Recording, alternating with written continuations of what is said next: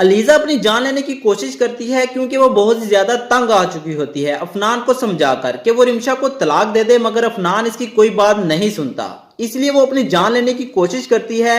ELISA की माँ इसे जल्दी से अस्पताल लेकर चली जाती है। दूसरी तरफ अफनान को जब इस बात का इल्म होता है तो वो भी जल्दी से अस्पताल चला जाता है, जिस पर अलीजा की माँ कहती है, तुम यहाँ क्या करने आए हो? तुम ही मेरी बेटी की इस हालत के जिम्मेदार हो। अगर तुम रिमशा से निकाह ना करते तो आज मेरी बेटी की ये हालत ना होती। मैं तुम्हें कभी माफ नहीं करूंगी। मैंने तुम्हें अपने बेटे की तरह समझा, मगर तुमने बिल्कुल भी अच्छा नहीं किया। अफनान कहता है कि अब मैं मानता हूं मुझसे गलती हो चुकी है, लेकिन अब मैं क्या कर सकता हूं? ये सुनकर अलीजा की माँ कहती है, अब भी तुम बहुत कुछ कर सकते हो। रिमशा को तलाक दे दो, तभी अलीजा को सुकून आएगा और इसकी जिंदगी में खुशियां वापिस आएंगी। अगर तुमने ऐसा ना किया तो हमें भूल जाओ, हम तुम्हारे कुछ भी नहीं लगते। ये सुनकर फनान कहता है, पुप्पो ऐसी बातें ना करें, आपका मेरा इस दुनिया में और कौन है? आप जैसा कहेंगी मैं वैसा ही करूंगा। मैं बहुत जल्द रिमशा को तलाक दे दूंगा। ये सुनकर अलीजा की माँ बहुत खुश हो जाती है और वो जाकर अलीजा को सारी बात बता देती है और अलीजा से कहती है, हमारा मकसद कामयाब हो चुका है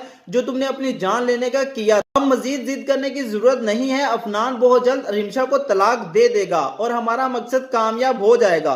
तो दोस्तों, आप लोगों को क्या लगता है, ये दोनों माँ बेटियां अपने मकसद में कामयाब हो पाएंगी? क्या अफनान रिमशा को तलाक दे देगा?